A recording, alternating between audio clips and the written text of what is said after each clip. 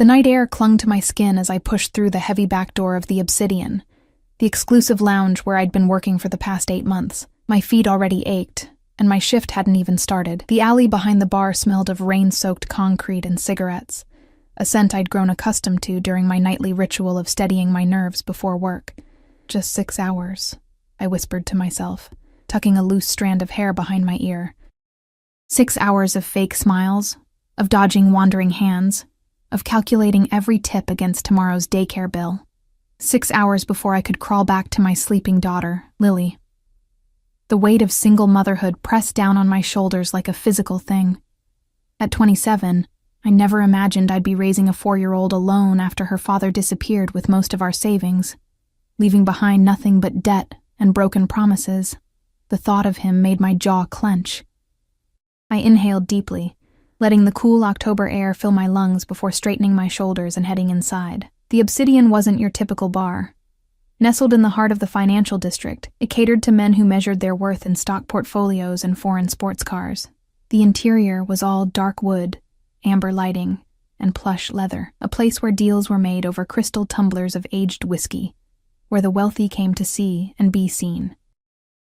"You're cutting it close, Ellie," Marco, the floor manager, called out as I rushed through the staff entrance. His perpetually tired eyes swept over me. "Table 7's been asking for you." I glanced at the clock, still 3 minutes early. "Table 7? I didn't know I had regulars." Marco's expression softened slightly. He had a soft spot for me since I'd never called in sick, not even when Lily had that terrible flu last winter. "Corner booth. The one that's always reserved on Tuesdays and Fridays. Mr. Castellano." Something about the way Marco said the name, a slight lowering of his voice, a flicker of caution in his eyes, made my skin prickle. I'd noticed the reserved booth before, of course. It sat partially concealed by an ornamental partition, offering a perfect view of the entire lounge while remaining somewhat shadowed. I'd caught glimpses of the men who occupied it, expensive suits, serious expressions, hushed conversations that stopped whenever I approached. "Is there something I should know?" I asked, securing my apron around my waist. Marco hesitated. "Just give him your best service. He tips well." He paused, then added, "And don't ask too many questions. That last bit of advice wasn't necessary. I'd perfected the art of invisibility over the years, especially after Ryan left. I became what people expected. Efficient, pleasant, and forgettable. I took orders, delivered drinks, and vanished until needed again. It was safer that way, easier to keep my head down and focus on what mattered, making enough to give Lily the life she deserved. As I emerged onto the floor, the Obsidian was already filling with its usual clientele. Piano music drifted through the space, mingling with the low hum of conversations and the occasional burst of restrained laughter. I made my way toward the corner booth, notepad in hand, professional smile fixed in place. I felt him before I saw him. It was strange. Like the air pressure changed, like the room's energy suddenly bent toward one point. When I looked up, my practiced smile faltered for just a moment. 4 men occupied the booth. 3 of them were clearly security. Broad-shouldered, vigilant eyes constantly scanning the room, nearly imperceptible earpieces. But it was the 4th man who captured my attention completely. He couldn't have been more than 35, with dark hair cut precisely, emphasizing the sharp angles of his face. His suit was clearly bespoke, the kind of quality that whispers rather than shouts. But it was his eyes that caused my breath to catch. Dark and intense, observing everything with such focused attention that I felt strangely exposed as his gaze settled on me. "Good evening, gentlemen," I managed, my voice steadier than I expected. "My name is Ellie. I'll be taking care of you tonight." The 3 security men barely acknowledged me, but the 4th, Mr. Castellano, I presumed, studied me with unsettling intensity. Up close, I noticed other details. A slight scar bisecting his left eyebrow, the gleam of an expensive watch partially concealed by his sleeve, the scent of something woodsy and exclusive that seemed to cut through the ambient smells of the bar. "Ellie?" he repeated, my name sounding different in his deep voice, tinged with what sounded like an Italian accent. "Is that short for something?" The question caught me off guard. Patrons rarely asked for my name, let alone inquired about it. Eleanor, I answered automatically. A slight smile curved his lips. Eleanor, he said, as if testing the name. Bring me a Macallan 25, neat. I noted the order, along with the others' requests, all top-shelf whiskeys or bourbons, and turned to leave. And Eleanor? I paused, looking back over my shoulder. Take your time. His eyes held mine for a beat longer than comfortable. I'm in no rush. Something about his steady gaze made my heartbeat quicken, a warning bell chiming faintly in the back of my mind. I nodded and retreated, feeling his eyes following me all the way to the bar. That was my first conscious encounter with Adrian Castellano, though I would later learn he had been watching me for weeks. That night unfolded like many others. The endless dance of taking orders, delivering drinks, calculating tips, but throughout my shift, I remained acutely aware of his presence, of his gaze finding me across the room whenever I moved within his sightline. When I delivered their third round of drinks, Mr. Castellano's fingers brushed against mine as he took the glass. The contact lasted barely a second, but it sent an unexpected jolt through me. Do you enjoy working here, Eleanor? He asked suddenly. I blinked, caught off guard by the personal question. It pays the bills, I answered cautiously. He studied me for a moment, then reached into his jacket pocket and removed a black credit card, placing it on the table. We're finished for the night. I nodded, taking the card to process their bill. When I returned with the receipt, he had already written in the tip amount, a sum that made my eyes widen slightly. It was more than I'd make in 3 shifts. Thank you, I said quietly, unable to mask my surprise. This is very generous. You have a child? It wasn't a question. I froze, instinctively protective. Excuse me? He gestured subtly toward my wrist, where I wore a simple beaded bracelet. Your bracelet. Those are clearly made by small hands. My fingers went to the uneven strand of colorful beads that Lily had strung together at daycare. I always wore it during my shifts, a tangible reminder of what I was working for. My daughter made it, I admitted, uncertain why I was sharing this with a stranger. She's 4. Something shifted in his expression, a softening so brief I might have imagined it. Children should have their mothers at night, he said, his voice carrying an unexpected weight. Before I could respond, one of his security men murmured something in his ear. Mr. Castellano nodded, then fixed his dark eyes on me once more. Until Friday, Eleanor. It wasn't until they left that I realized he'd spoken as if my serving him again was predetermined, as if some agreement had already been reached without my knowledge. I shivered slightly, telling myself it was just the chill from the air conditioning. The next day passed in its usual blur of domestic chaos. Morning rush to get Lily to daycare, a few precious hours of sleep, laundry, grocery shopping on a painfully tight budget, picking up Lily, dinner, bath time, bedtime stories. The rhythm of our small life, constrained but cherished. As I tucked Lily into bed that night, her small fingers wrapped around my bracelet. Mommy, when will I see Daddy again? The question stabbed through me. Ryan had been gone for almost 2 years, his promises to visit his daughter evaporating like morning mist. I stroked her soft blonde curls, so like her father's. I'm not sure, sweetie. Daddy's very busy. Does he still love me? I swallowed the lump in my throat. Of course he does. Very, very much. She seemed satisfied with this, her eyelids growing heavy. I kissed her forehead and slipped out of her room, leaning against the wall outside her door as tears threatened. The truth was, I had no idea where Ryan was. The last I'd heard, he'd moved west with his new girlfriend, apparently unburdened by the responsibilities he'd left behind. Friday arrived too quickly. As I prepared for my shift, I found myself taking unusual care with my appearance, adding a touch of mascara, wearing my hair down instead of in its usual practical bun. I told myself it was just because tips were better when I made an effort, but a voice in the back of my mind whispered otherwise. The Obsidian was unusually busy that night. As I made my rounds between tables, I kept glancing toward the corner booth. It remained empty, and I felt an unsettling mixture of relief and disappointment. He called earlier, Marco informed me during a brief lull. Said he'd be late, wants you to hold the table. I nodded, ignoring the flutter in my stomach.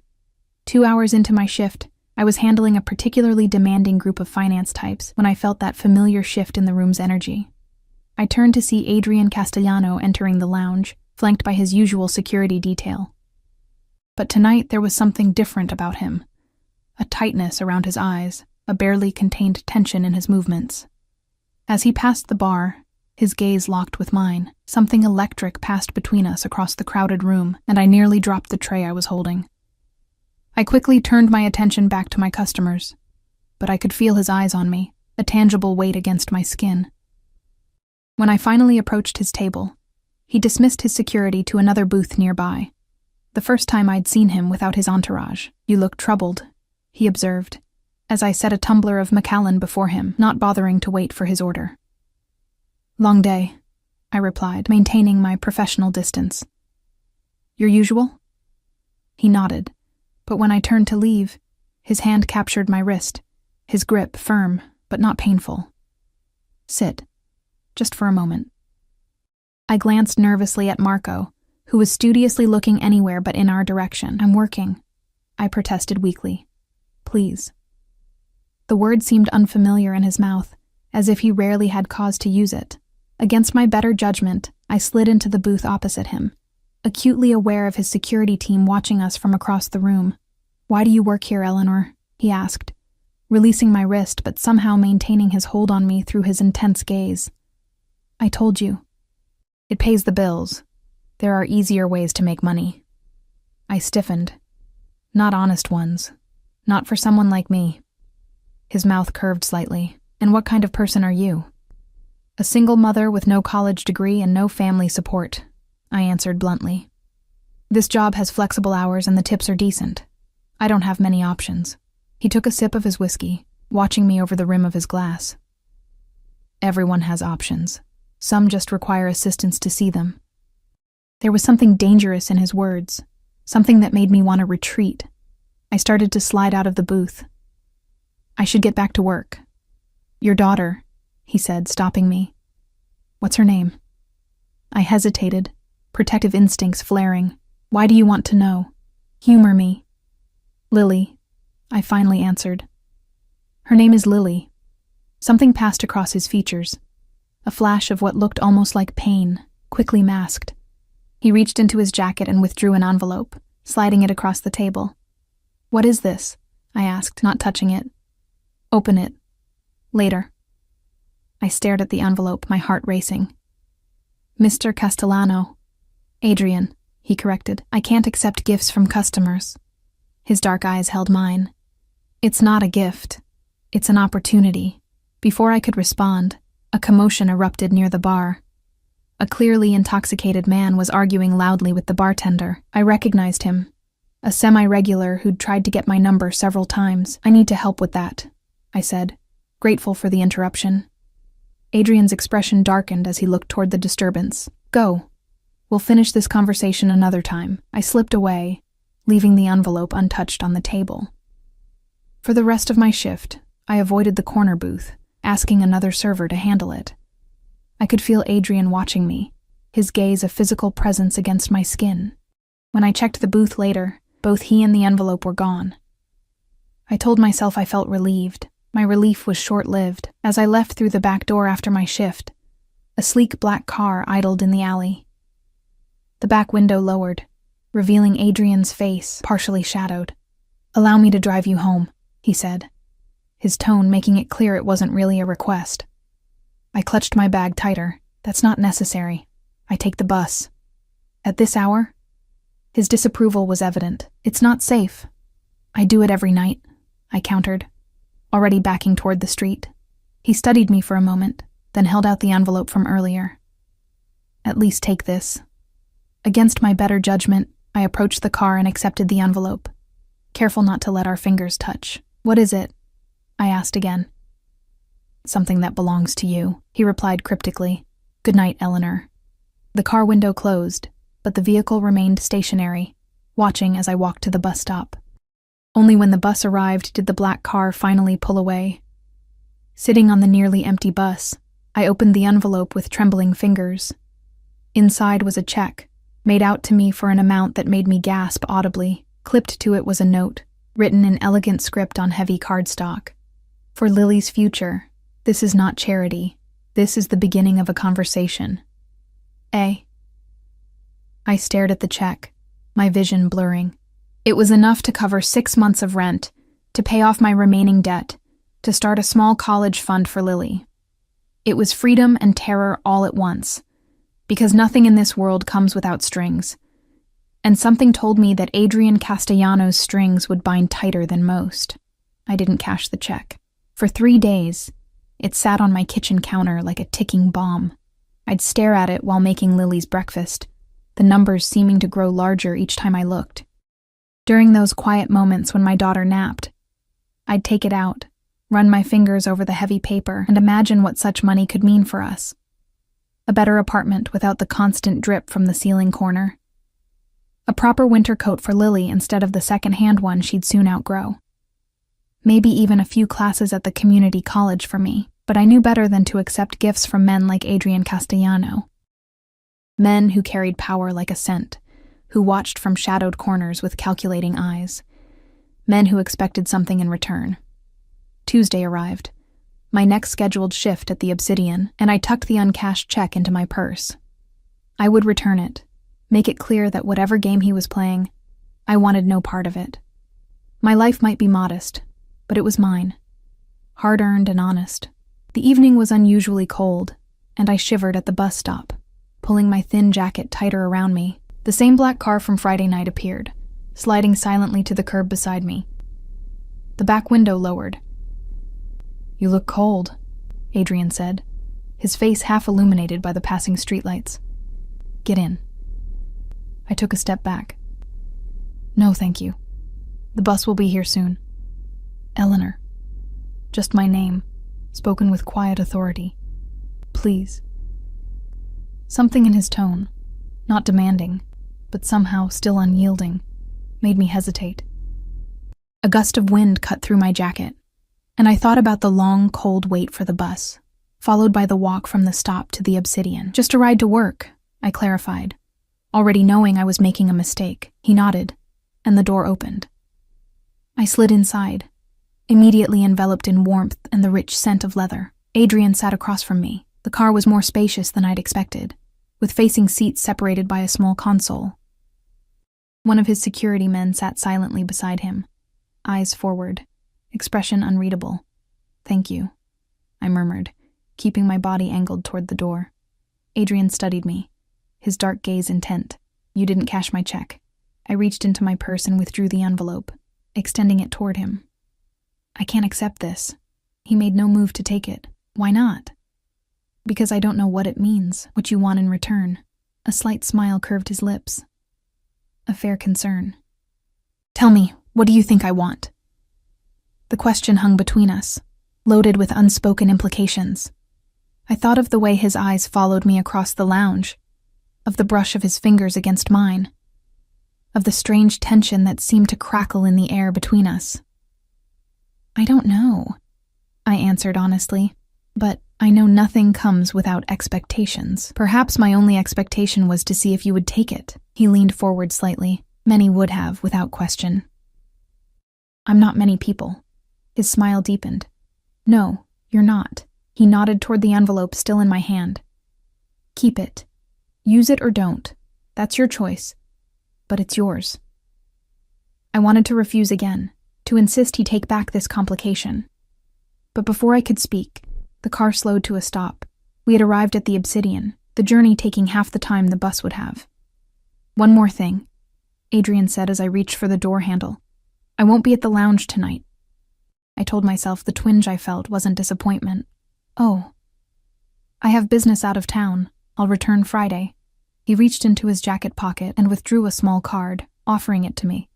"If you need anything while I'm gone, anything at all, call this number." I accepted the card reflexively, noticing it held only a phone number, no name. "I won't need anything." His expression turned serious. "The world can be unpredictable, Eleanor. Indulge me." The intensity in his eyes made it difficult to refuse.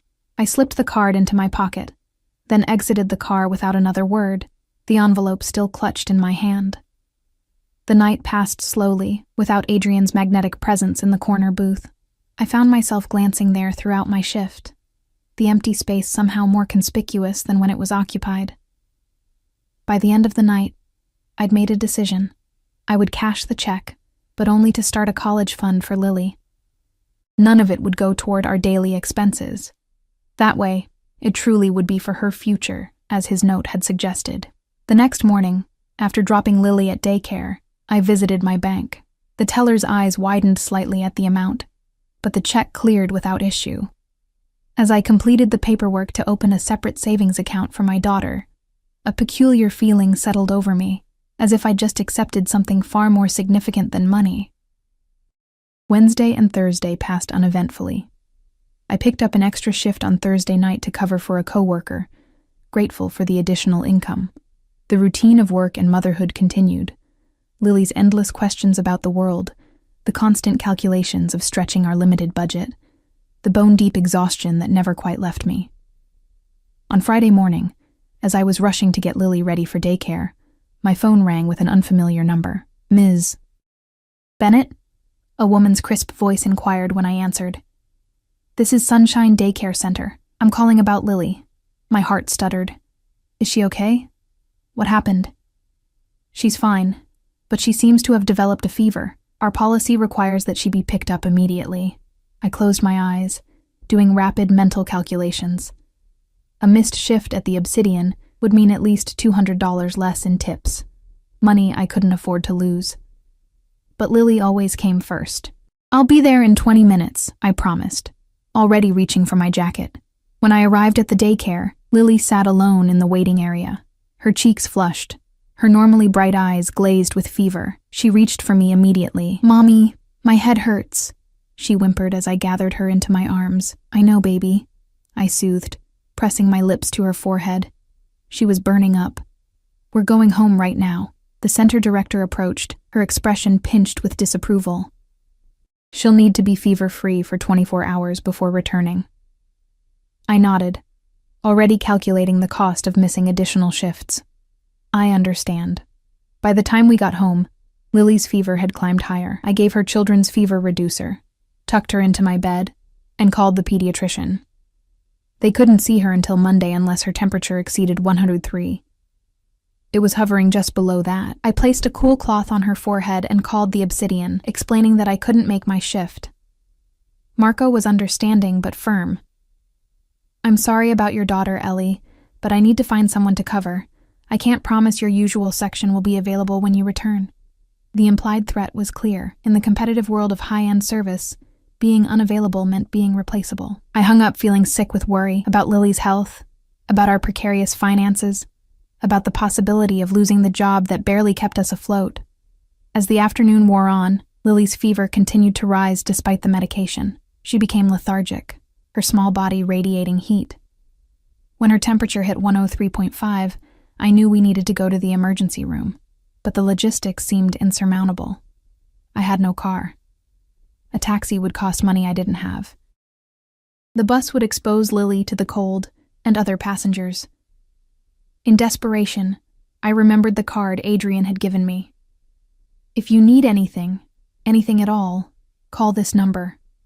I stared at it for a long moment, weighing pride against necessity. Then I dialed. A man answered on the second ring, not Adrian. Yes. I'm trying to reach Adrian Castellano, I said hesitantly. This is Eleanor Bennett. There was a brief pause. 1 moment. Less than 30 seconds later, Adrian's voice came through the line. Eleanor, what's wrong? Something about his immediate assumption that I was calling out of need rather than desire sent a complicated mix of emotions through me. I'm sorry to bother you. I wouldn't call if it wasn't. Tell me what you need, he interrupted, his tone gentle but insistent. It's Lily. She's sick. A high fever. I need to get her to a hospital, but I don't have a way to... What's your address? He cut in, background noise suggesting he was already on the move. I hesitated only briefly before providing it. Apartment 4B. Stay where you are. I'll be there in 20 minutes. The line went dead before I could respond. I looked down at Lily, her flushed cheeks and labored breathing, and pushed aside my misgivings. Her well-being trumped everything else. True to his word, exactly 20 minutes later, a sharp knock came at my door. I opened it to find Adrian standing there, without his usual security detail. The incongruity of his immaculate appearance against the backdrop of my shabby apartment building struck me forcefully. His eyes moved past me, scanning the small living room before landing on Lily, who was wrapped in a blanket on the couch. "How long has she been like this?" he asked, stepping inside without waiting for an invitation. "The fever started this morning, but it's gotten worse in the last few hours." I closed the door behind him, acutely aware of the contrast between his tailored suit and my faded jeans and t-shirt. Adrian moved to the couch, crouching down to Lily's eye level. "Hello, Lily," he said, his voice softer than I'd ever heard it. "My name is Adrian. I'm going to help you and your mother get to the doctor, okay?" Lily regarded him with fever-bright eyes. "Are you Mommy's friend?" A complicated expression crossed his features. "Yes," he answered simply, then turned to me. "We should go now." Outside, the same black car waited at the curb, engine running. Adrian lifted Lily effortlessly, wrapping her blanket more securely around her as he carried her to the car. I followed with her small backpack containing essentials. Inside the car, I was surprised to find it empty except for the driver, separated by a privacy partition. Adrian settled Lily between us, her small body leaning heavily against my side. "I've arranged for a pediatric specialist to meet us," he said, his tone leaving no room for argument. "Adrian, the emergency room is fine.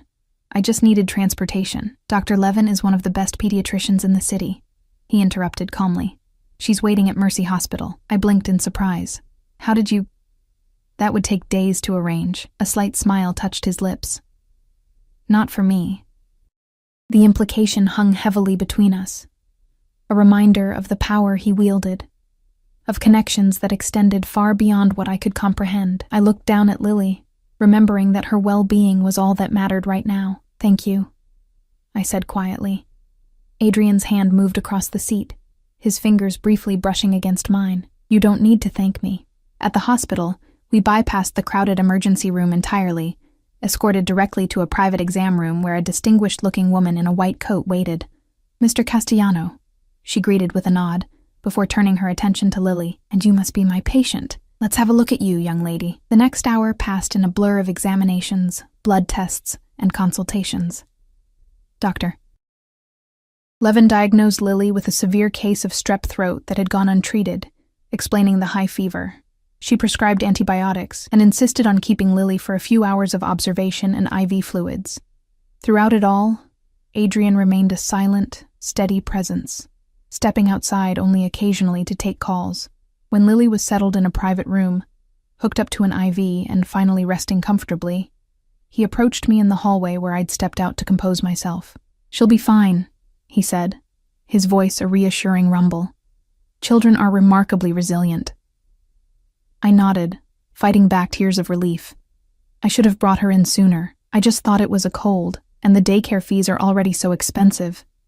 I trailed off, embarrassed to be discussing financial concerns with him. But Adrian's expression showed no judgment, only a quiet understanding that surprised me. "You're doing the best you can," he said simply. "That's all anyone can do." The sincerity in his voice broke something loose inside me. "Sometimes my best doesn't feel like enough," I admitted, the words spilling out before I could stop them. "Every day is just surviving, making it to the next day. I want more for her, you know? I want her to have opportunities I never had. I want her to know she's secure, that she doesn't have to worry about." I gestured vaguely, encompassing all the financial precarity that shaped our lives. Adrian watched me intently, his dark eyes unreadable. "What about what you want for yourself?" The question caught me off guard. It had been so long since I'd considered my own desires separate from Lily's needs. That stopped mattering when she was born. It shouldn't have to. I laughed softly, without humor. Should and reality rarely align in my experience. He stepped closer, close enough that I could smell his cologne, something expensive and subtle that seemed to belong to a different world than mine. "Reality can be changed, Eleanor," he said quietly, "with the right resources. The right protection." There was something dangerous in his words, in the intensity of his gaze. I took an instinctive step back. I should check on Lily. Adrian didn't try to stop me, but as I turned to go, he spoke again. I have connections at Brighton Academy. I froze. Brighton Academy was one of the most prestigious private schools in the city, known for its exceptional early education program and astronomical tuition. Lily would thrive there, he continued. She could start next semester. I turned back to him slowly. Why are you doing this? His expression remained impassive, but something flickered in his eyes, something that looked almost like vulnerability. Perhaps I recognize something in you. Something rare. And what's that? Integrity, he answered, the word weighted with meaning I couldn't fully grasp. In my world, that's more precious than diamonds. Before I could respond, Dr. Levin approached, informing us that Lily was responding well to treatment and could go home soon. The moment passed, but Adrian's words lingered, echoing in my mind like a warning or a promise. Hours later, after Lily had been discharged with antibiotics and care instructions, Adrian insisted on driving us home. Lily had warmed to him completely, her natural childish charm emerging as her fever receded. To my surprise, Adrian responded to her incessant questions with patient answers, his usual intimidating demeanor softening in her presence. When we reached my apartment building, Adrian carried a sleeping Lily up the 4 flights of stairs without complaint. I unlocked the door, acutely aware of his eyes taking in the shabby details of my home, the water stains on the ceiling, the mismatched furniture, the thin walls through which neighbors' arguments regularly filtered. I led him to Lily's small bedroom, where he gently laid her on the bed. I covered her with her favorite blanket, brushing the hair from her forehead, relieved to find her skin cooler than before. When I turned, Adrian was examining the drawings tacked to Lily's wall, bright, childish depictions of houses and stick figures. He touched one lightly, a picture of what appeared to be Lily and me, holding hands beside a house much larger and grander than our apartment. She has talent, he observed quietly. She's obsessed with houses, I explained, moving to stand beside him. She draws them everywhere. I think she wants a backyard. Adrian turned to me, our proximity suddenly apparent in the small room. Every child should have a place to belong, he said softly. A true home. Something in his tone suggested he spoke from experience. I found myself wondering about his childhood, about what had shaped him into the man who now stood in my daughter's bedroom, who had arranged specialized medical care with a single call, who looked at my child's drawings with genuine interest. Thank you, I said. For today. For everything. He reached out, his fingertips brushing my cheek in a touch so light it might have been imagined. Get some rest, Eleanor. I'll check on you both tomorrow. It wasn't a question or a request, but a statement of fact. And as I watched him leave, I realized I was no longer certain whether to feel fear or anticipation at the prospect of his return. In the quiet that followed his departure, I sat beside Lily's bed, watching her peaceful sleep. The events of the day replayed in my mind. The ease with which Adrian had stepped into our crisis, the power he wielded so effortlessly, the glimpses of unexpected gentleness beneath his controlled exterior. I didn't understand why he had chosen to insert himself into our lives. What could someone like him possibly want from someone like me?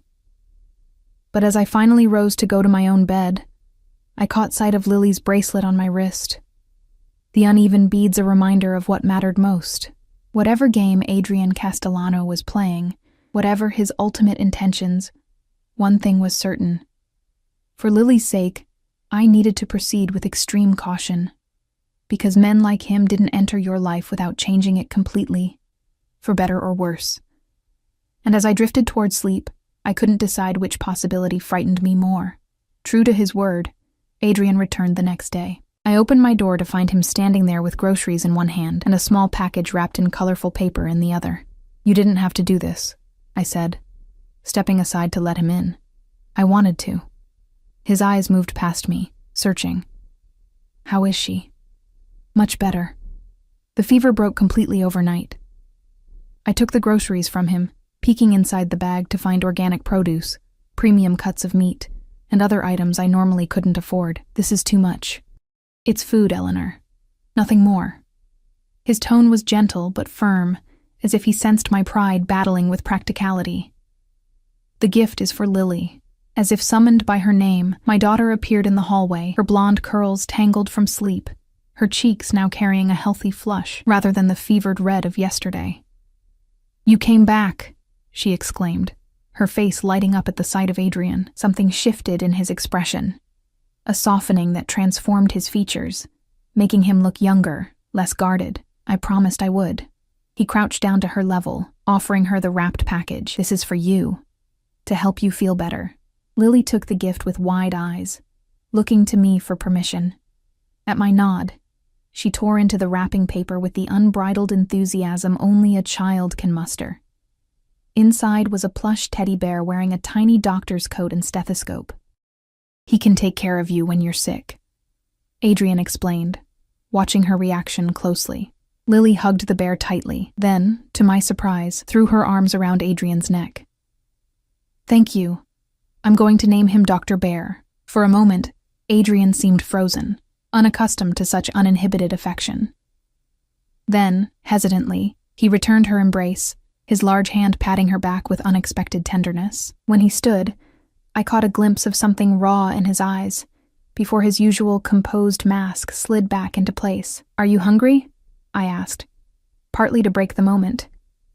"I was about to make breakfast. I'd like that," he replied, following me to the small kitchen while Lily retreated to show Dr. Bear her room. There was something surreal about Adrian Castellano standing in my cramped kitchen, his expensive suit and commanding presence at odds with the chipped countertops and aging appliances. Yet he moved through the space with ease, helping me unpack the groceries he'd brought, asking where things belonged as if this were the most natural thing in the world. "You didn't return to work yesterday," he observed as I started preparing pancake batter, a special treat for Lily that I could now afford thanks to his groceries. I whisked the mixture with more force than necessary. "No. Lily needed me." "Will there be consequences?" I hesitated, the reality of my situation settling heavily on my shoulders. "Possibly. Marco implied my regular section might not be available when I return." Adrian's expression darkened. "I'll speak with him." "No," I said quickly, setting down the bowl. "Please don't. I don't want special treatment." "Why not?" "The world runs on special treatment, Eleanor, on connections and favors and power. Not my world." A smile touched his lips. "Your world and mine have already intersected, like it or not." Before I could respond, Lily bounded back into the kitchen. Dr. Bear clutched firmly in her arms, and the conversation shifted to lighter topics. Throughout breakfast, I watched in fascination as Adrian engaged with my daughter, answering her endless questions with patience, cutting her pancakes into precise triangles when she declared that circles taste boring. There was a natural ease between them that both warmed and worried me. Lily had few male figures in her life. Her father was long gone, and I'd been careful not to introduce her to the few men I'd briefly dated after Ryan left. Yet here she was, chattering comfortably with a man who, despite his unexpected kindness to us, was still essentially a stranger. A stranger with an air of danger and power I couldn't ignore. After breakfast, Adrian insisted on washing the dishes, rolling up his sleeves and revealing strong forearms, marked with a few faint scars I hadn't noticed before. I found myself wondering about their origins as I dried the plates he handed me. "I need to return to work tonight," I said, breaking the companionable silence that had settled between us, "if Lily continues to improve." Adrian nodded. "I'll have someone drive you." "That's not necessary. It is to me," he interrupted, his tone leaving no room for argument. He handed me the last plate, his fingers brushing against mine in a touch that seemed deliberate. "Your safety matters, Eleanor." The intensity in his dark eyes made my breath catch. "Why? Why do you care what happens to us?" For a long moment, he simply held my gaze, something unspoken passing between us. Then Lily called from the living room, breaking the tension. "You should spend the day resting," Adrian said, drying his hands on a towel. "Both of you. I have some business to attend to, but I'll return this evening to drive you to work." Again, not a question or a request, a statement of fact. I was beginning to recognize this pattern with Adrian. He didn't ask. He decided. Under different circumstances, with a different man, this might have raised alarms, but there was something about the way he included my input The way he seemed to genuinely consider my comfort even as he overrode my objections, that felt less like control and more like protection. After he left, I spent the day with Lily, grateful for the rare opportunity to simply be with my daughter without the constant pressure of work or chores. We built a fort of blankets in the living room, read stories, and napped together in the afternoon. Throughout the day, I found myself glancing at the clock, a flutter of anticipation building as evening approached. Adrian arrived precisely when he said he would, this time with one security man who remained in the car while he came up to the apartment. Ms. Rodriguez from next door had agreed to watch Lily. She often did when I worked evening shifts, and my daughter was excited to introduce her to Dr. Bear. "Are you ready?" Adrian asked, standing in my doorway, his gaze sweeping over me in a way that made me suddenly conscious of my appearance. The simple black dress that was my work uniform, my hair pulled back in a neat ponytail, the minimal makeup I'd applied with more care than usual. I nodded, gathering my purse and jacket. "Thank you for doing this. It's nothing," he replied, though we both knew it wasn't nothing. It was the continuation of whatever had begun between us that first night at the Obsidian, this strange dance of assistance and gratitude, of power and vulnerability. In the car, Adrian sat beside me rather than across from me, close enough that I could feel the heat radiating from his body. Neither of us spoke for several minutes, the silence filled with an electric tension. "I spoke with Brighton Academy," he said finally. "They have an opening for next semester." I stiffened. "Adrian, I can't afford. It's been taken care of." I turned to face him fully. "What does that mean?" His expression remained calm, unreadable. "It means Lily has a place if you want it for her. A full scholarship. There's no such thing as a free scholarship," I said carefully. "What would be expected in return?" Adrian's dark eyes held mine.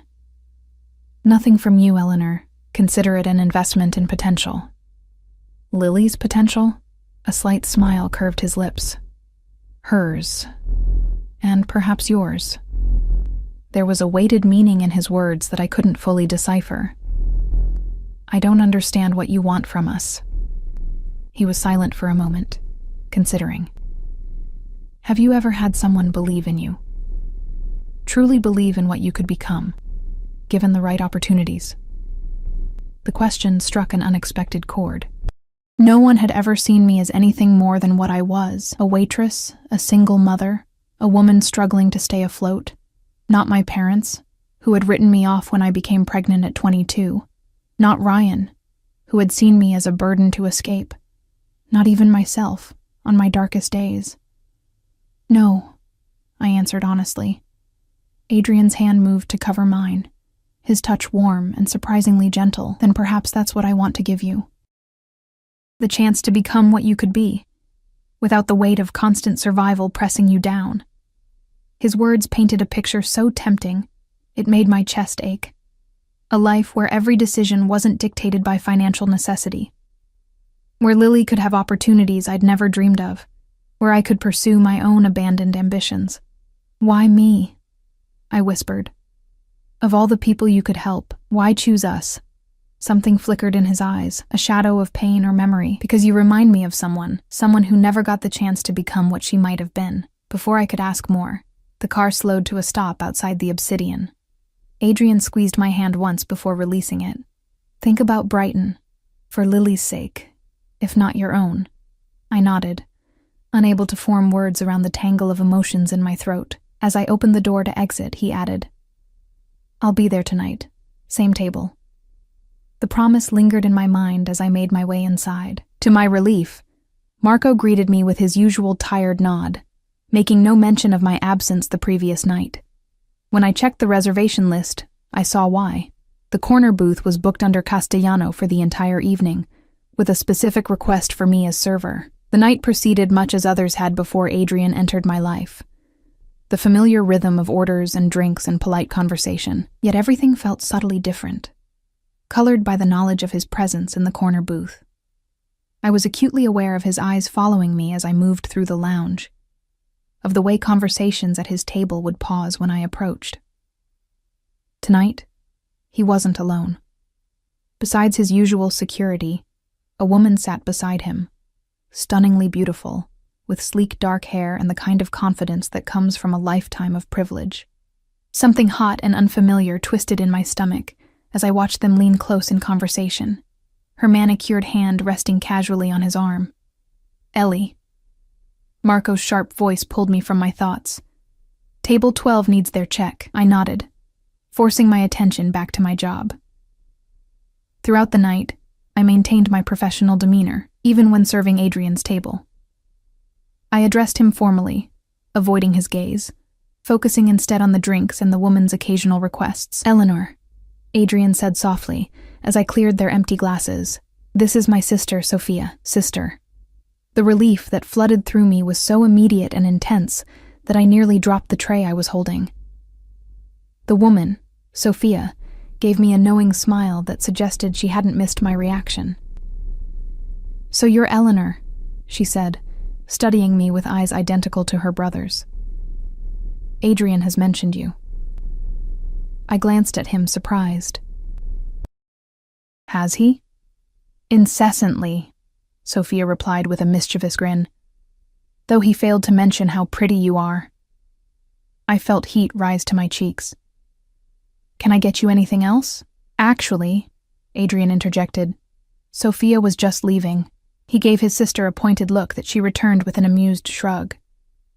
Duty calls, she explained to me, gathering an elegant purse. But I do hope we'll meet again, Eleanor. Perhaps under less formal circumstances. After she departed, escorted by one of the security men, the atmosphere at the table changed. Adrian dismissed the remaining guard with a subtle gesture, leaving us alone when I returned with his usual Macallan. Your sister seems nice, I offered, setting the drink before him. She's a menace, he replied, but with obvious affection, and far too interested in my personal affairs. Is that what I am? The question slipped out before I could stop it. A personal affair? His dark eyes met mine, intense and unreadable. You are unexpected, Eleanor. In my life, unexpected things are rarely welcome. They represent variables, complications, potential weaknesses. He took a sip of his whiskey, never breaking eye contact. Yet, here you are. The weight of his words settled between us, heavy with implications I wasn't sure I was ready to face. I took a step back. I should check on my other tables. Adrian nodded. When does your shift end tonight? Midnight. I'll be here. The remaining hours of my shift passed in a blur of routine tasks, though I remained hyper-aware of Adrian's presence in the corner. He stayed the entire time, occasionally speaking on his phone, but mostly observing the room, and me, with calculated attention. As midnight approached, an unexpected commotion erupted near the entrance. A man's raised voice cut through the lounge's subdued atmosphere. I turned to see a face that sent ice through my veins. Ryan, Lily's father, arguing with the host at the door. He was clearly intoxicated, his handsome features flushed with alcohol and anger. I just want to talk to Ellie, he insisted loudly. She works here, right? Eleanor Bennett. I froze, panic rising in my throat. I hadn't seen Ryan in almost 2 years, had no idea he even knew where I worked. From the corner of my eye, I saw Adrian stiffen, his attention razor-sharp as he took in the scene. Marco approached Ryan, trying to defuse the situation. Sir, I'm going to have to ask you to leave. We don't allow... There she is! Ryan spotted me, pushing past Marco with the reckless confidence of the thoroughly drunk. Ellie, baby, I've been looking everywhere for you. I took an instinctive step back as he approached, my heart hammering against my ribs. Ryan, what are you doing here? I came to see you. He reached for me, his movements clumsy. I miss you.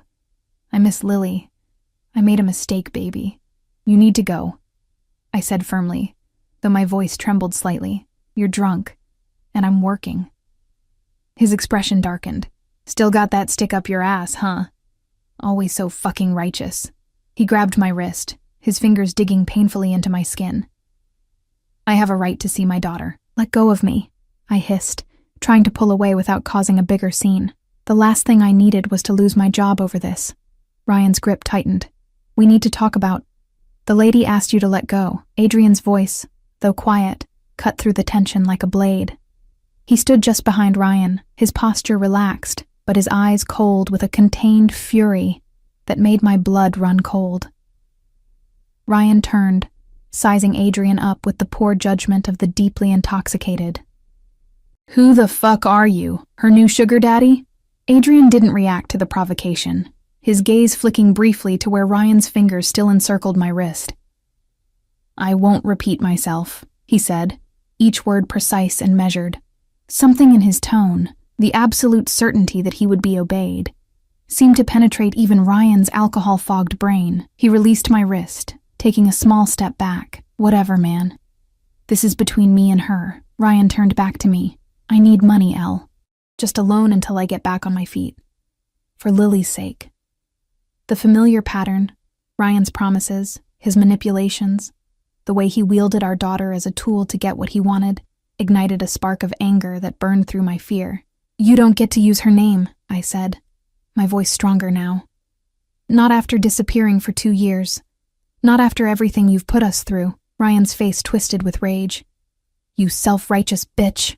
I have rights." He never finished the sentence. In one fluid motion, Adrian stepped between us, his hand closing around Ryan's throat with precise pressure, not enough to choke, but enough to command complete attention. "Rights," Adrian repeated, the word dripping with contempt. "Let's discuss rights." He leaned closer to Ryan, whose eyes had widened with sudden, belated sobriety. "You surrendered any rights when you abandoned your child, when you put your hands on her mother in my establishment." My breath caught. My establishment. The implications of those 2 words crashed over me like a wave.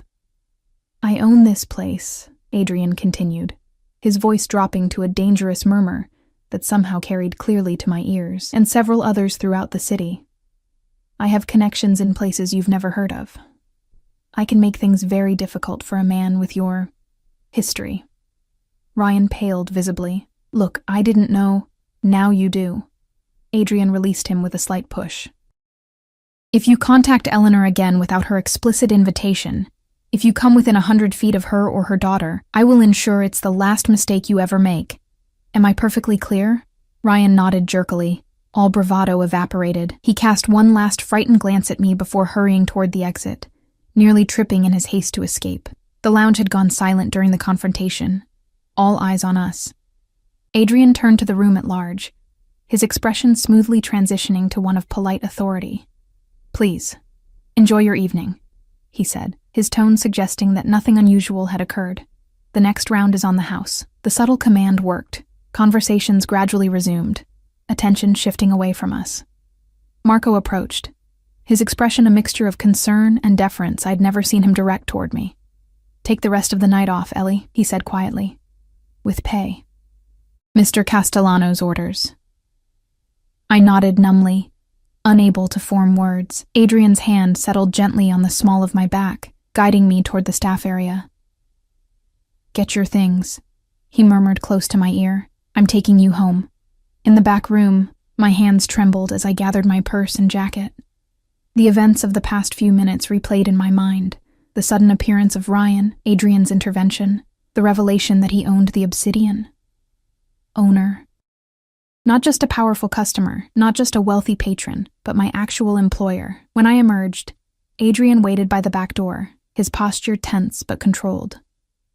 In the harsh fluorescent light of the hallway, I could see the dangerous edge that lurked beneath his polished exterior more clearly than ever. "You own the bar," I said, as we stepped into the alley. It wasn't a question. "Yes." No elaboration, no excuses. "How long have you been watching me?" His dark eyes met mine. "Since the first night you served my table. 3 months ago." The revelation should have frightened me, should have sent me running in the opposite direction. Instead, I felt a strange, twisted sense of safety, knowing that his interest, whatever its nature, hadn't begun with chance or impulse, but with deliberate attention. "Why didn't you tell me? Would it have changed anything?" he countered. "Would you have accepted my help more readily, knowing I was your employer? Or would you have run?" I considered this as we approached his waiting car. "I might have run," I admitted finally. A slight smile touched his lips. "Exactly."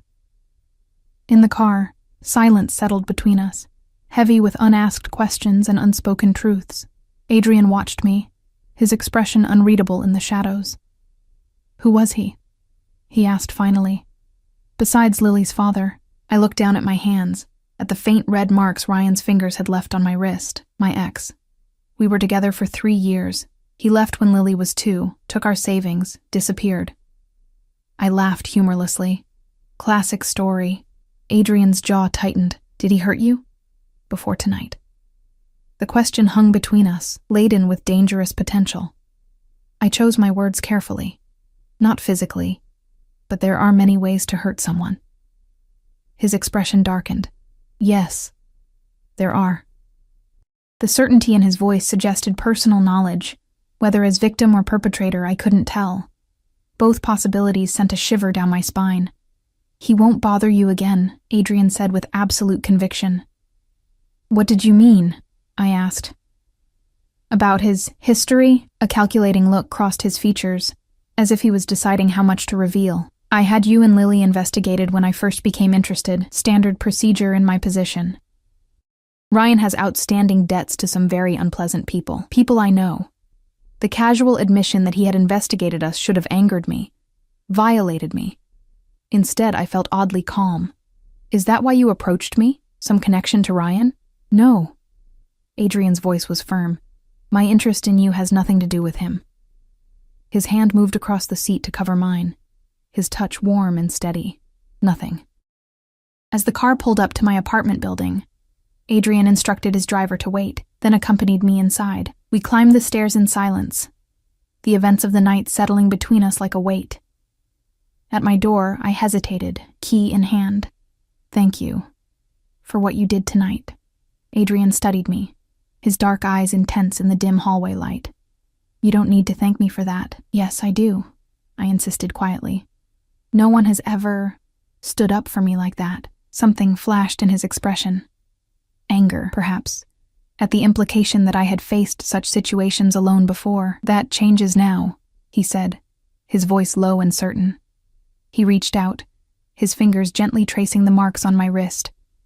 The touch sent electricity through my veins, awakening sensations I'd thought long dormant. I looked up, finding his face closer than I expected, his eyes holding a question.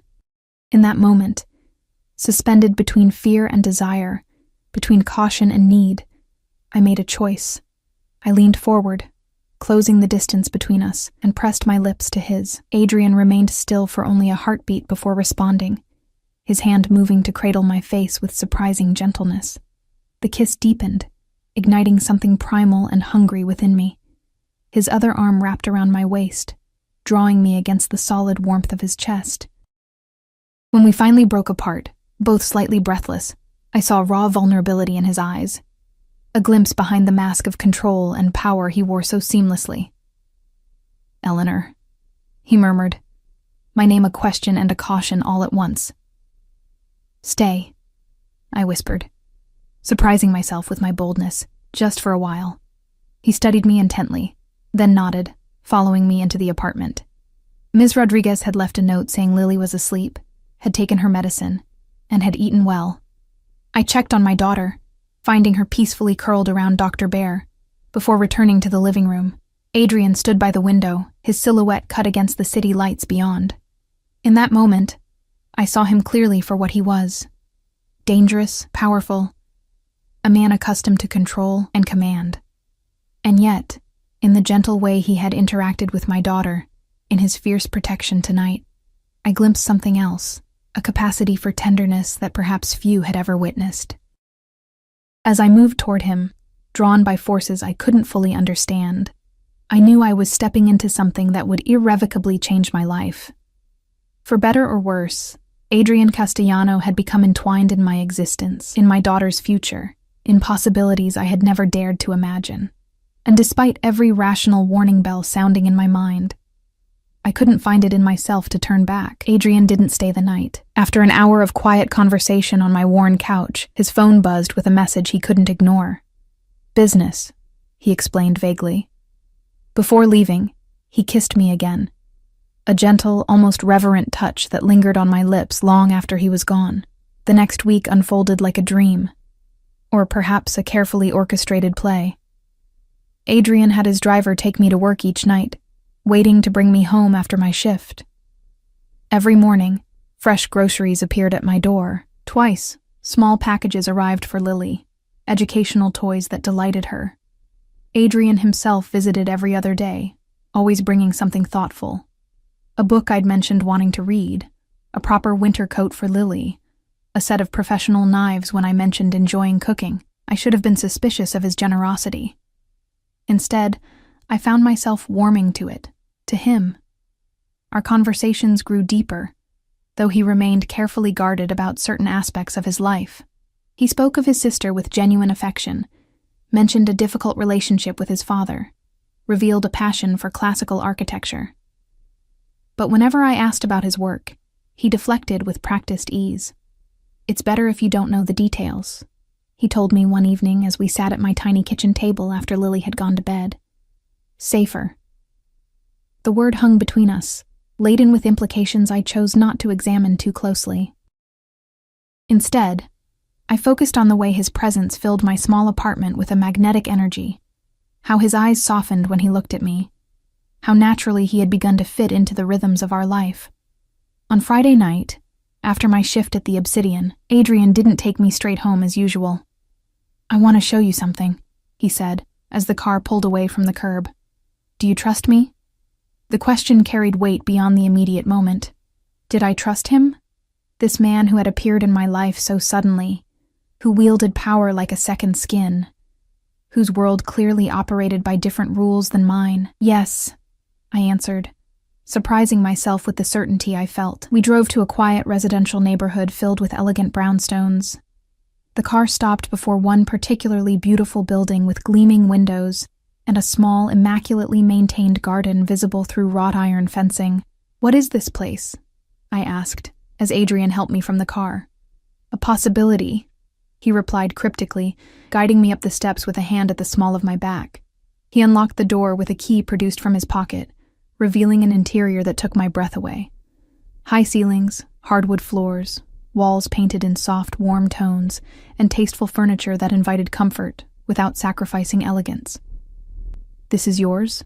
I asked, moving slowly into the space, taking in the details.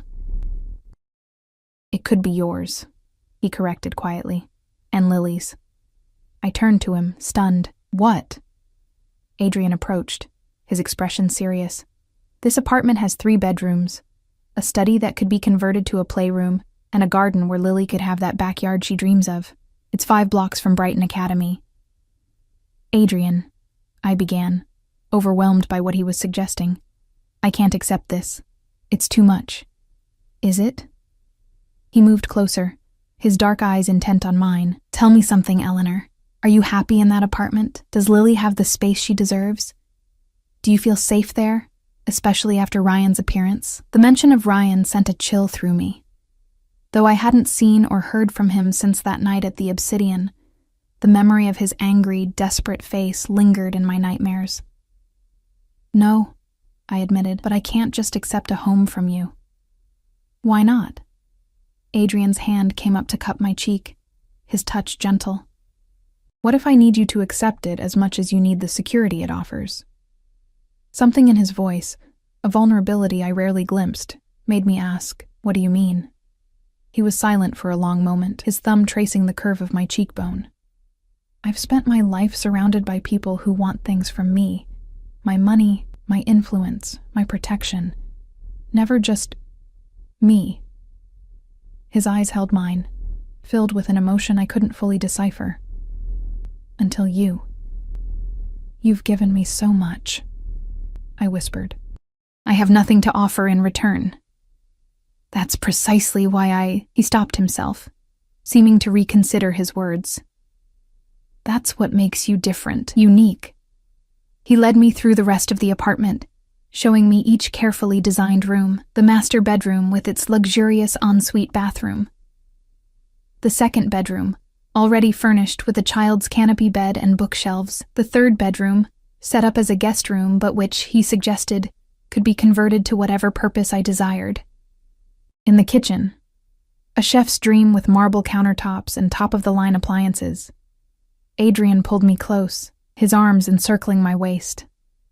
"Say yes," he murmured against my hair. "Let me give you and Lily this safety." I leaned into his embrace, torn between pride and practicality.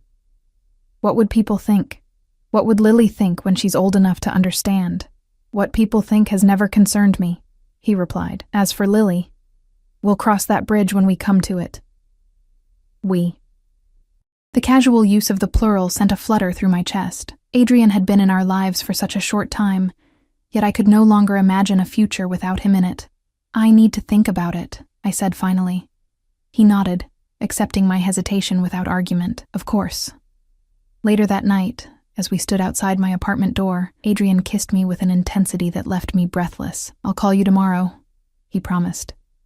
But tomorrow came and went without word from him. So did the next day. By Sunday evening, a cold knot of anxiety had formed in my stomach. Had he grown tired of my reluctance?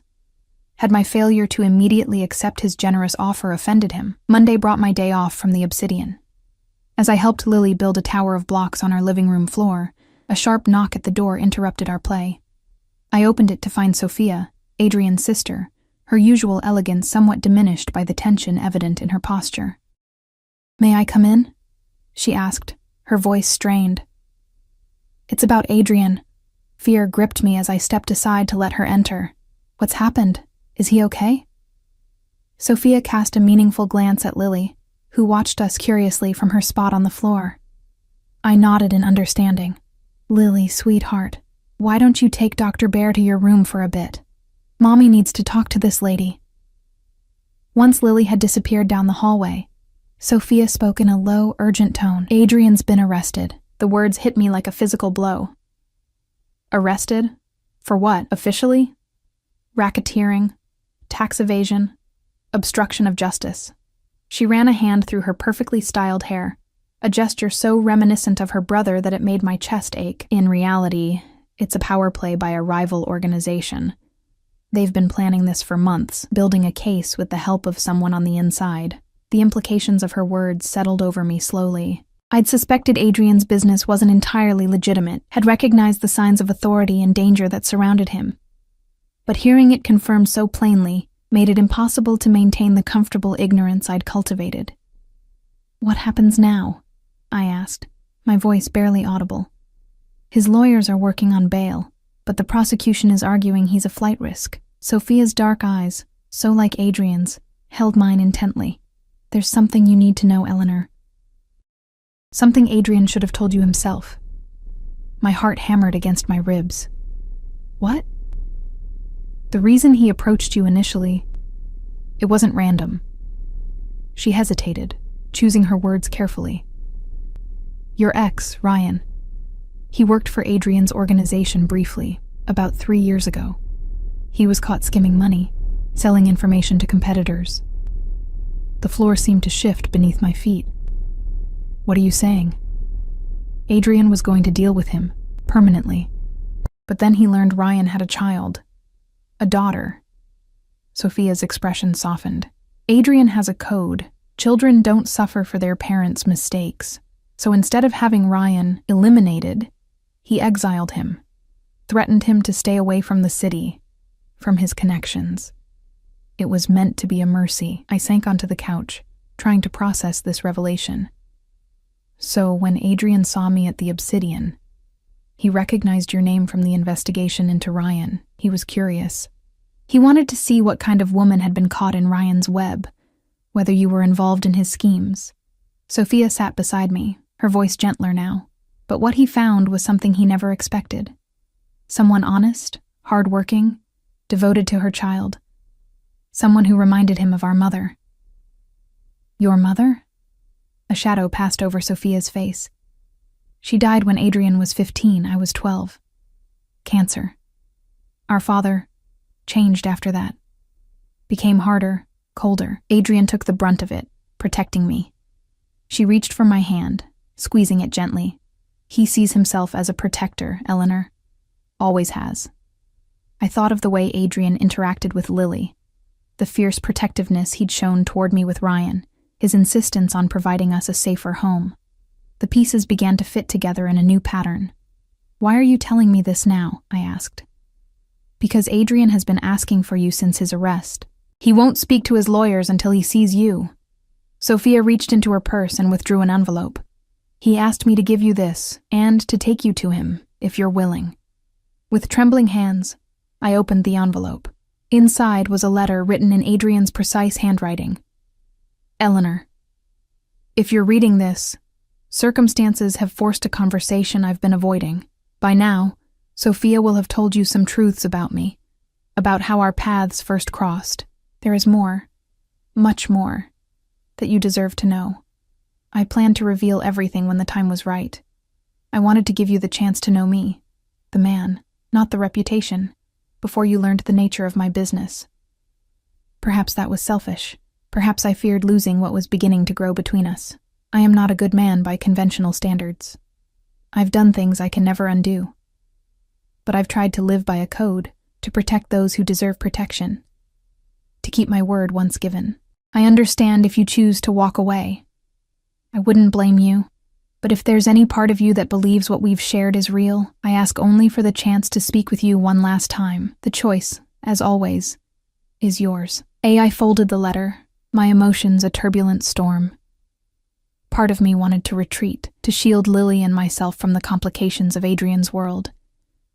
Another part remembered the tenderness in his eyes when he looked at my daughter, the gentle strength of his arms around me, the way he made me feel simultaneously protected and empowered. When can I see him? I asked finally. Relief washed over Sophia's face. Now, if you're ready, I've arranged everything. I called Ms. Rodriguez to watch Lily, changed my clothes, and followed Sophia to the waiting car. As we drove toward the federal detention center, my mind raced with questions. What would happen to Adrian? What would this mean for us? For the fragile, beautiful thing that had been growing between us? Most importantly, could I love a man whose world operated in shadows I'd only begun to glimpse? The answer, I realized with a clarity that should have frightened me, was that I already did. The detention center was a stark, imposing building of concrete and steel. Inside, after surrendering my phone and passing through security, I was led to a private visitation room, a privilege I suspected few inmates received. When Adrian entered, my breath caught in my throat. He wore a standard-issue jumpsuit that should have diminished his natural authority, but somehow failed to. His face was drawn, shadows beneath his eyes suggesting sleepless nights, but his posture remained proud, unbowed. His eyes found mine immediately, a flash of emotion crossing his features before his expression settled into careful neutrality. Eleanor. Just my name, spoken softly, as if testing whether he still had the right to say it. Adrian. I remained seated at the metal table, hands folded before me. He took the seat opposite, maintaining a careful distance. Up close, I could see the toll of the past days, the tension in his jaw, the weariness etched into the lines around his eyes. Thank you for coming, he said formally. I wasn't sure you would. I wasn't sure either, I admitted. Sophia told me about Ryan, about why you noticed me. Adrian nodded slowly. I should have told you myself. Yes, you should have. I met his gaze directly. What else haven't you told me? He held my eyes for a long moment, then spoke with measured precision. I am the head of an organization that controls several legitimate businesses throughout the city, including the Obsidian. We also control certain less legitimate enterprises. Gambling, primarily, some loan operations, protection services. The clinical way he described his criminal empire should have terrified me. Instead, I found myself appreciating his honesty, however belated. And the charges against you? I asked. Orchestrated by rivals, executed by corrupted officials, but not entirely without foundation. His mouth curved in a humorless smile. No one in my position has entirely clean hands, Eleanor. I thought of his hands. Strong, elegant, capable of violence, but also of surprising gentleness when holding mine, when touching my face, when helping Lily build her block tower. What happens now? I asked, echoing my earlier question to Sophia. My lawyers will negotiate. Evidence will mysteriously become compromised. Witnesses will reconsider their statements. His tone was matter-of-fact. This isn't my first legal entanglement, though it is the most serious, and if the negotiations fail. Something flickered in his eyes, not fear, exactly, but a cold calculation. Then I face a significant prison sentence. The reality of his situation, of our situation, settled over me like a weight. This man, who had entered my life so suddenly and transformed it so completely, might disappear just as abruptly. "Adrian," I began, uncertain what I even wanted to say. "I don't know if I can—" "I'm not asking you to wait," he interrupted, his voice gentle but firm. "I'm not asking for promises or commitments. What I'm offering hasn't changed. The apartment, Lily's education, your financial security, all of it is arranged regardless of what happens to me." "I don't want your money," I said, a flare of anger rising unexpectedly. I wanted... "What?" he pressed when I faltered. "What did you want from me, Eleanor?" The question pierced through my confusion, forcing me to confront the truth. "I wanted you," I whispered. "Just you." Adrian's expression transformed, the careful mask slipping to reveal raw vulnerability. He reached across the table, his hand stopping just short of touching mine. "You have me, in whatever capacity remains possible." I stared at his outstretched hand, understanding the choice before me. I could walk away now, protect myself and Lily from further entanglement with his complicated, dangerous world. Or I could accept what he offered, not just the material security, but the connection we'd formed, imperfect and fragile though it might be. Slowly, deliberately, I placed my hand in his. His fingers closed around mine, warm and solid. "I need you to promise me something," I said, my voice steadier than I expected. "No more secrets, no more half-truths. If we're going to face this, whatever this is, I need honesty." "You have my word," he replied, his dark eyes solemn. No more secrets between us. 2 weeks passed in a blur of legal consultations, bail hearings, and emotional upheaval. Adrian was finally released on an exorbitant bail, with restrictions that included electronic monitoring and limited movement. The legal battles were far from over, but at least he was out of detention. During those weeks, I had moved Lily and myself into the brownstone apartment. I told myself it was practical. The security system and doorman provided protection I suddenly felt we needed. But the truth was more complex. Being surrounded by spaces Adrian had chosen, had prepared for us, made his absence more bearable somehow.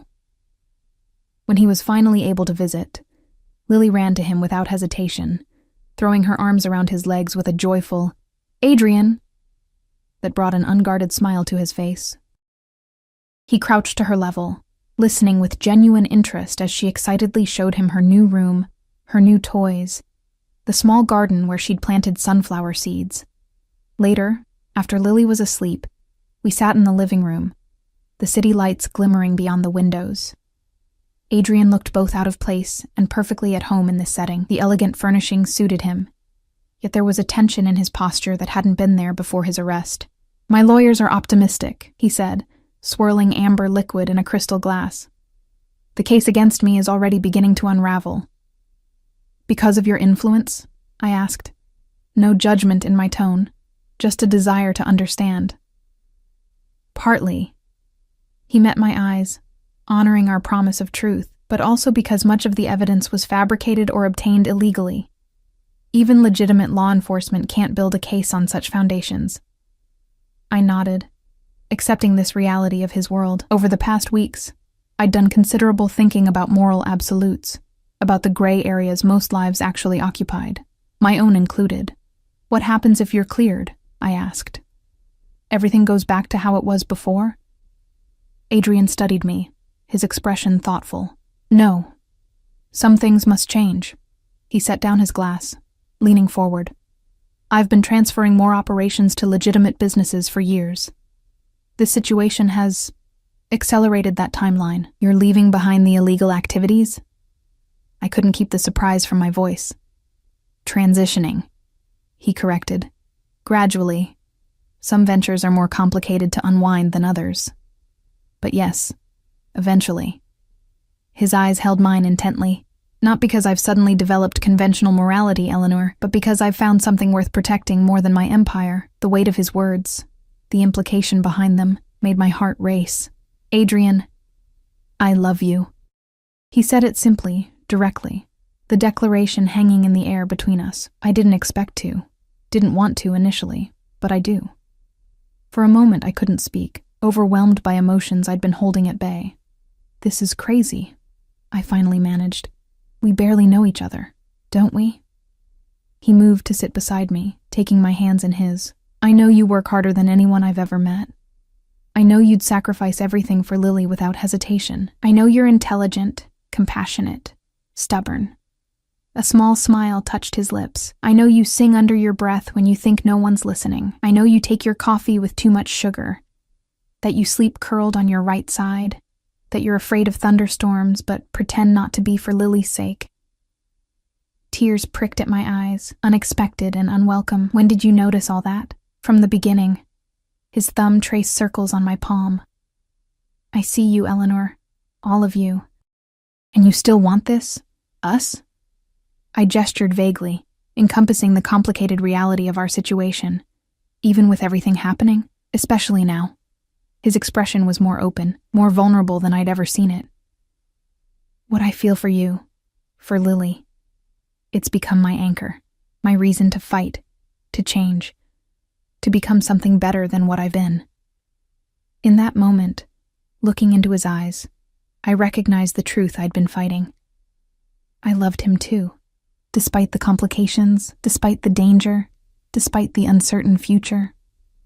Or perhaps because of all those things, because he had shown me strength and tenderness in equal measure, had offered protection without demanding subjugation, had seen value in me when I'd forgotten my own worth.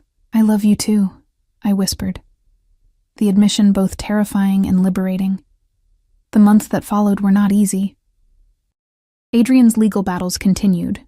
Though gradually, as he had predicted, the case against him weakened. I returned to work, not at the Obsidian, but at a small cafe near Lily's new school, a job that allowed me to be home when she finished classes. Adrian divided his time between his business obligations, legal meetings, and us. He never stayed overnight when Lily was home, careful to maintain appropriate boundaries as we navigated this new relationship. But he became a steady presence in our lives, helping with homework, teaching Lily to play chess, joining us for dinner most evenings. Gradually, cautiously, we built something that felt like family, not perfect, not conventional, but real and solid and ours. One evening, nearly a year after our first encounter at the Obsidian, Adrian took me to dinner at an exclusive restaurant overlooking the harbor. As we finished our meal, he reached across the table for my hand. The last charges were dismissed today, he said, his expression a complex mixture of relief and determination. The case is closed. Joy surged through me. That's wonderful news. There's more. He hesitated, something uncharacteristically uncertain in his manner. The restructuring of my businesses is nearly complete. Everything above board, legitimate. A wry smile. Mostly legitimate. I returned his smile, understanding that change, real change, came in degrees. I'm proud of you. His expression softened. There's one more thing I want to change. He reached into his jacket pocket, withdrawing a small velvet box. One more step toward becoming the man you deserve. My breath caught as he opened the box, revealing a stunning diamond ring, elegant and understated rather than ostentatious, perfectly aligned with my taste. Eleanor Bennett, he said, his voice steady despite the emotion in his eyes. Will you marry me? Time seemed to suspend as I looked at the ring, at his face, at the future he was offering. Not a perfect future. There would always be shadows in Adrian's past, always be elements of his world that operated in gray areas, but a future built on truth, on mutual respect, on the love that had grown between us despite every obstacle. Yes, I answered, certainty filling me completely. Yes, I will. Later that night, as we stood in the garden behind our brownstone, Adrian's arms around me as we gazed at the stars, visible through the city's light pollution, I thought about the journey that had brought us here. From a vulnerable single mother and a powerful, isolated man to partners, to family, to a future neither of us could have imagined that first night at the Obsidian. What are you thinking? Adrian murmured against my hair. That sometimes the most unexpected beginnings lead to the most beautiful destinations, I replied. turning in his embrace to face him. His smile, rare and genuine, warmed me from within. "And this is just the beginning," he promised, sealing the words with a kiss that tasted of certainty, of belonging, of home. In his arms, with Lily sleeping peacefully upstairs, I knew he was right. Whatever challenges lay ahead, we would face them together. The former waitress and the reformed Mafia boss, building a life that defied expectations but fulfilled our deepest needs: love, family, and the courage to become more than our pasts had prepared us to be.